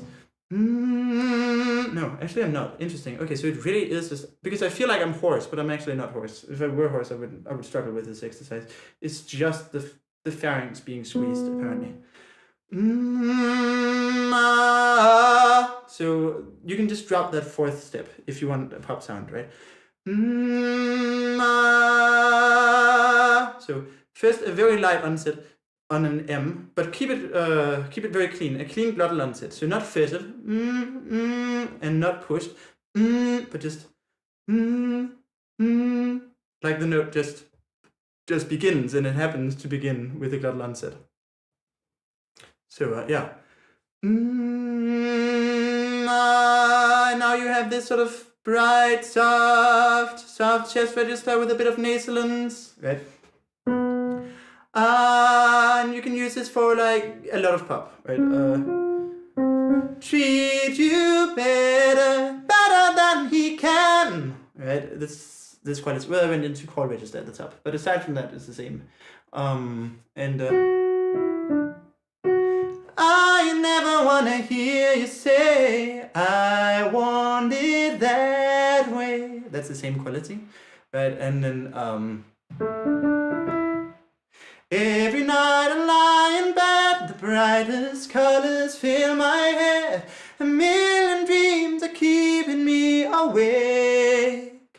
Right? You could also use it for, well, you done me and you bet I felt it. I tried to be chill, but you're so hard that I melted. I fell right through the cracks, and now I'm trying to get back.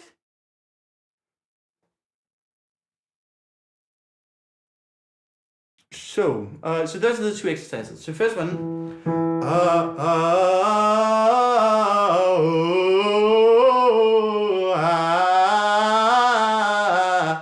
and like practice it in both directions. Keep the dark one in there, even though it involves lowering the larynx, because you actually want to get familiar with those muscles too. Otherwise, you might find them sort of involuntarily activating and being unable to let go of them. I think that's also my problem with the pharynx narrowing. I think it's a middle constrictor that I don't have proper control over. And that's a middle twang, right? I think if I got better at middle twang, it would probably solve my problem where the pharynx constricts and then doesn't let go. But for the time being, I still don't have very good control of the middle twang. And so I sometimes get stuck with some middle twang that I can't remove. Which is very annoying. So to avoid that happening, but with like the infrahiatal muscles, you gotta practice also lowering the larynx. So practice both lowering it and raising it. So that was one exercise.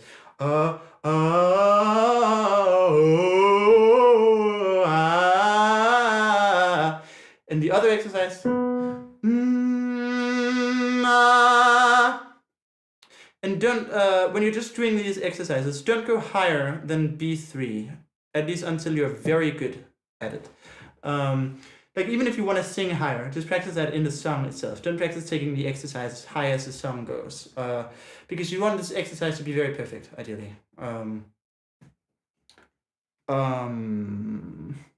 How developed would you say falsetto and head voice should be to aid in singing higher in modal voice? You don't need, like head voice doesn't do much for that.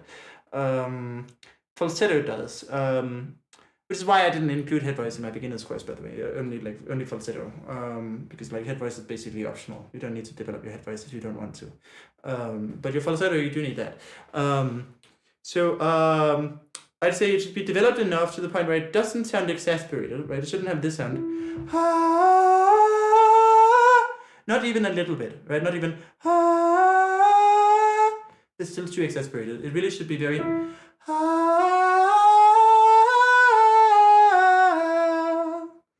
And it shouldn't be in reduced density, right? It shouldn't be.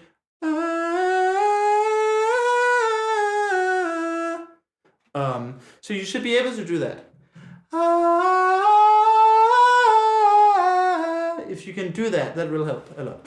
But you can also learn to go higher in modal without learning that. But this does help. So, kind of complicated question maybe. Do higher vowels require smaller shapes? Opening the mouth makes singing higher easier, but smaller vowels are easier to sing high. Why? So it's because this sort of vowel openness is basically about the position of the first formant, and it's specifically in relation to especially the second harmonic. And the higher you sing, the higher that second harmonic goes. Right? If I'm doing an E4, right?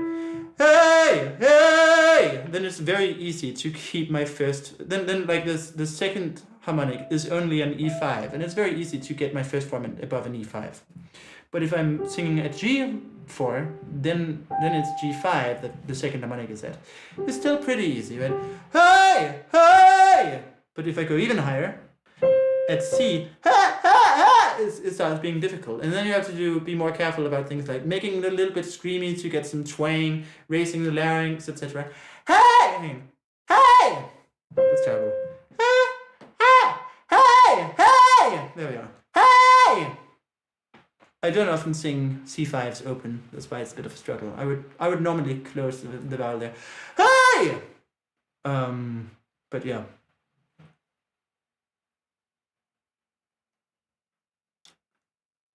Hey! Hey! Interesting approach. Maybe I should do it more. So, any more questions?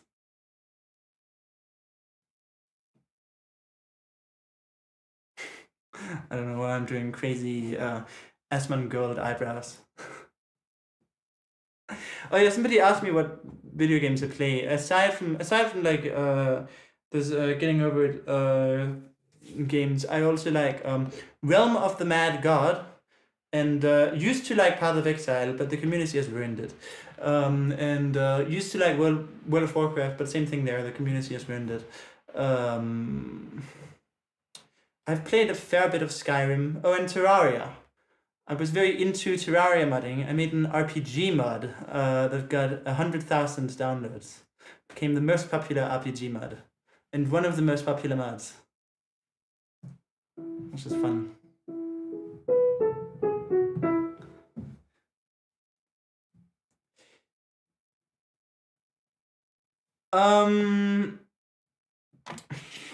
Is he a good singer? He's a skilled vocalist, which is not quite the same thing. He's also, an adequate singer. His singing is not on par with his vocalism, and his vocalism is it's like there are some holes in it. Like he can't really do any belty technique. He can do this sort of mixy fake belt, like kind of glam metal kind of style. And he can do sort of vaguely operatic singing up to like B flat 4 in a sort of operatic tenor quality. And from there it becomes very Rossini tenor, actually a bit beyond Rossini tenor. It becomes sort of more of a falsetto than even a Ferindel voice. His low range is not too bad. It's like the diction could use some work. But aside from that, pretty good. I do like Dimash, but he shows off too much. He should show off less. My two favorite performances of his are Autumn Strong and Ogni Pietra. Ogni pietra ed ogni fior, terra nostra fatta per amor, siamo figli suoi, poeti ed eroi, la vita nasceva. This song, right? And then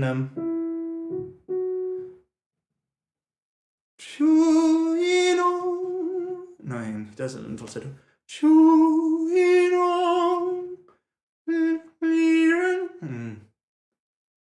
I better not embarrass people with my like make people cringe because of my terrible Mandarin pronunciation.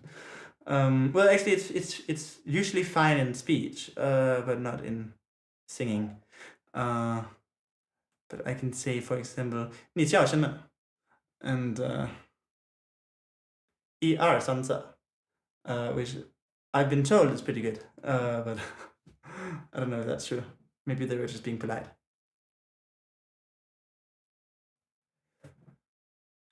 Your PC just didn't want you to play Realm of the Mad God. That's odd, because it's not very taxing. Terraria is a lot more taxing, especially with Calamity. Realm of the Mad God is fairly, fairly friendly. No, wait, it wasn't back then, I think, maybe. Like, it got a lot more friendly fairly recently. PC friendly. I've been playing Realm of the Mad God for a very, very long time.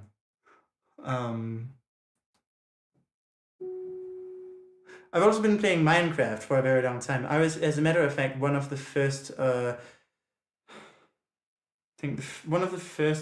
700 people who purchased Minecraft. And I played it for a fair bit before I even purchased it. Right? So when I first started playing, less than 300 people had purchased it, and there was the free version, of course, the classic creative version, which had this Unfortunately, my account has been hacked due to like Microsoft being incompetent. And they're also being very incompetent about letting me get it back, which is very annoying. This is a valuable account to me because it's so old.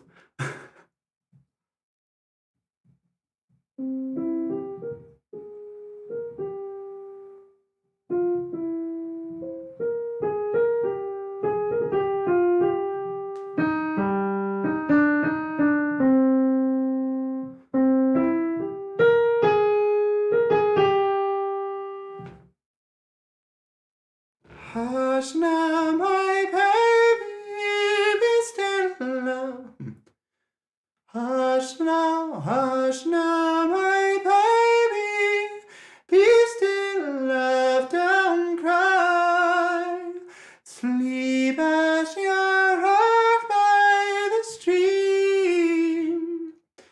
Sleep and remember my last lullaby. So I'll be with you when you dream. River, oh river, flow gently for me, such precious cargo you bear. Do you know somewhere he can live free? River, deliver him there. Anyone know this song? Or how about this one? Many nights we've prayed with no proof anyone could hear. In our hearts a hopeful song we barely understood. Now we are not afraid, although we know there's much to fear. We were moving mountains long before we knew we could. There can be miracles when you believe, though hope is frail, it's hard to kill. Who knows what miracles you can achieve when you believe? Somehow you will when you believe. And then there's the Hebrew part. Ashira Adonai ki goga, Ashira Adonai ki goga, mi chamu rabbaeli marana. I will sing in any language. Okay, actually, like, unfortunately, a lot of East Asian languages are very difficult to sing in, but Japanese is not. Japanese, I can do that just fine. Haritsu meta yumino furuerutu tsugino hikari ni umae no ko.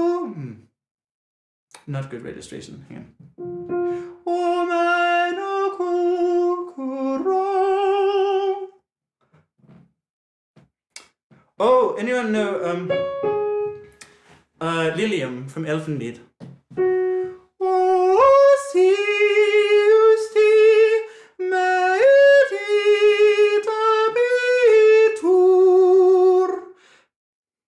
My epical trills are still terrible. I'm sorry. Sapientiam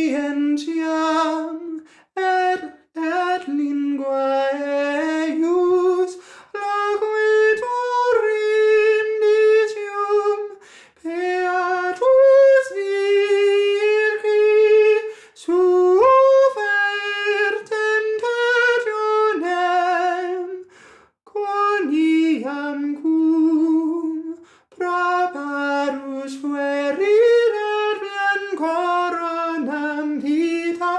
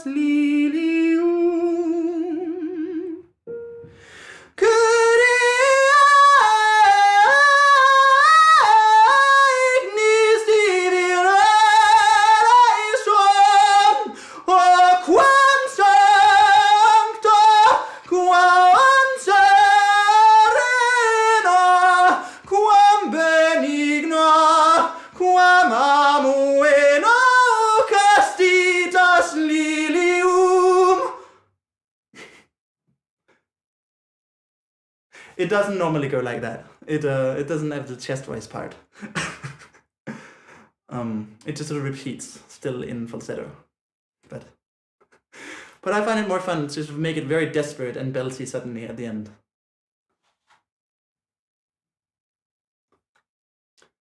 Really turns the drama up to 11.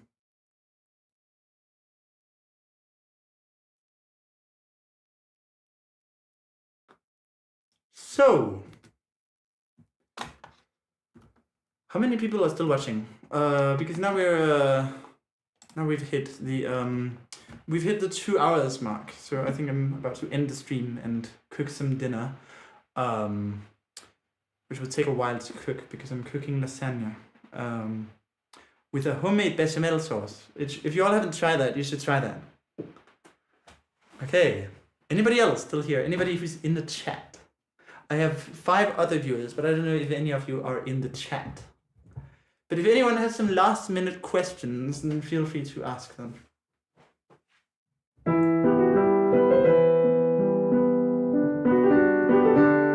was terrible.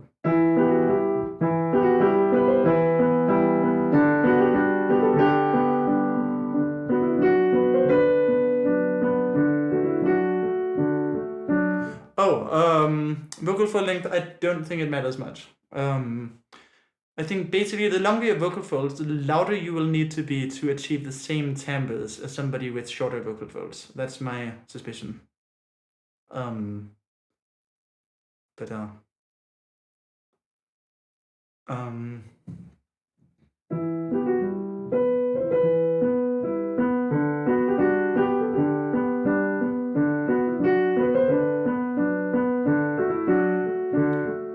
And it is, I guess it's plausible that longer vocal folds makes the falsetto quieter, in the low range at any rate.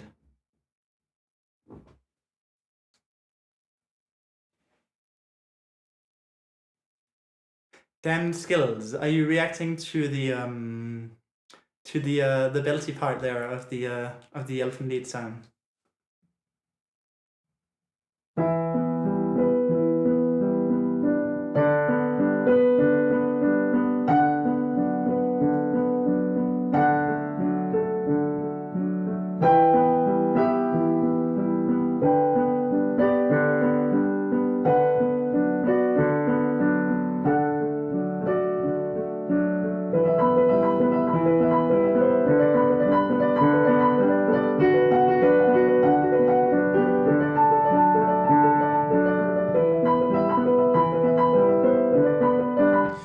So actually I should probably expand upon the point about vocal fold length.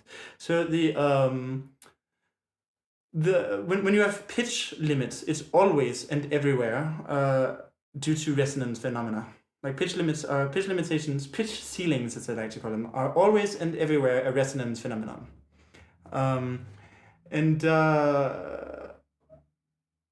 The question is whether tessitura also is, which I suspect it is, but I'm not quite sure. Now, if you find yourself having more of a bass voice or a baritone voice, the key isn't to learn mixed voice, because probably you've already learned mixed voice. And the key isn't to learn belting either, because probably you're already belting for your high notes. The key is actually to take your chest register, that sort of deep rumbling quality you have in the lower bass range, and take that all the way up to E4. Well, just under E4, I guess. D sharp 4.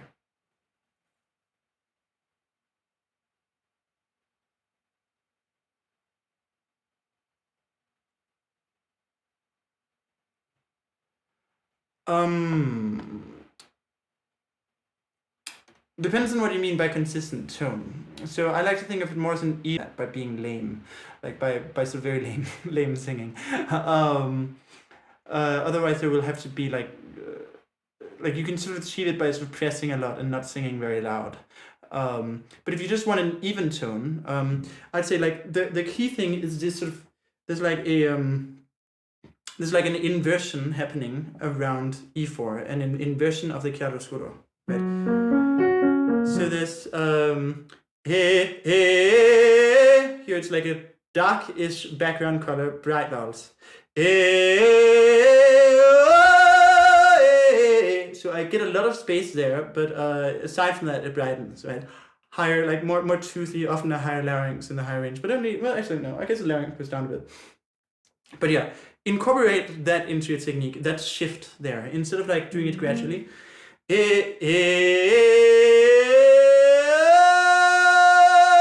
Don't do that. That's gonna lead to more, the larynx moving a lot, having to move a lot more for your high notes. So incorporate that,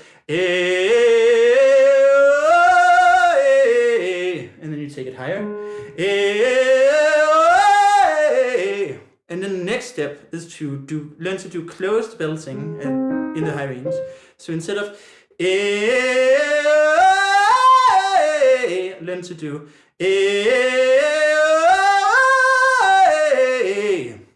and that will give you again more steady larynx. So that's what I'd recommend for an even tone, which is not the same thing as a consistent tone. A consistent tone is just, you press a lot and keep the same vocal tract shape and sing quietly, but that's lame. Explain again, what were you saying with taking baritone voice up to E4, then what? To get better at pop tenor singing. Well, so basically the point is you have to reinvent your whole technique, not just your high range, but even your lower range to be more tenory. But like, why do you want to sing pop tenor? It's like, it's lame. Just sing like baritone or high tenor, okay? Like one of those two. I think we're like all the way to androgynous territory, right? Like Mitch Grassi or what's he called? Brendan, the guy who was on Britain's Got Talent, Brendan something. Anyway, or like some, or Sting, or Josh Kiska from Greta Van Fleet, like something full blown androgynous, or something like still heroic but high pitched, like baritone. Could be like something Journey, or it could be what's he called again? The guy who sings in Carry On, and who's also singing in. He sounds very tenor because the larynx is very high, but the technique is closer to baritone technique. The guy who's like an expert at yelling and with a very mobile jaw. No, I'm not talking about Brendan Urie, that guy. There was Brendan. There's like a kid basically. He was in Britain's Got Talent, and had this very sort of very perfect pop voice, but it was actually quite androgynous. Yeah, it's like if you find yourself stuck as a baritone even after having learned mixed voice. Well, so is your tone actually baritonal sounding? Like if you listen to my my latest cover of Into the Unknown from Over the Garden Wall, listen to that. If you can sing like that, then your technique is baritone technique. If you can't sing like that, if it can't get that sort of baritonal sounding, then you don't have baritone technique, and like the high pitched stuff is just a technique problem, right? So even tenors cannot expect to be able to sing high in pitch easily, and they will still actually need to learn the coordinations needed for doing that. But if you have learned those coordinations and you still can't take it high, then probably yes, your whole range has a sort of baritone character, and you'd have to make your whole range more tenory. You could theoretically learn to do a tenory mix and still have a baritone chest voice, but then it's sort of useless because like your mixed voice will not fit with your chest voice, and it will just sound completely disjointed and out of place, and then you'll find like both of them have a very limited range, and like you're unable to use either particularly effectively for singing. So realistically, like if you want to sing like a pop tenor in the high range, you'd also need to learn how to sing like a pop tenor in the lower range. Anyway, that's about all I have time for. Thank you all for tuning in, and hopefully I will see you either next week or the week after that, depending on whether you can make it with a different time zone and so on. But yeah, it was nice hanging out with you all and hearing your questions and answering them, and yeah. So peace. See ya.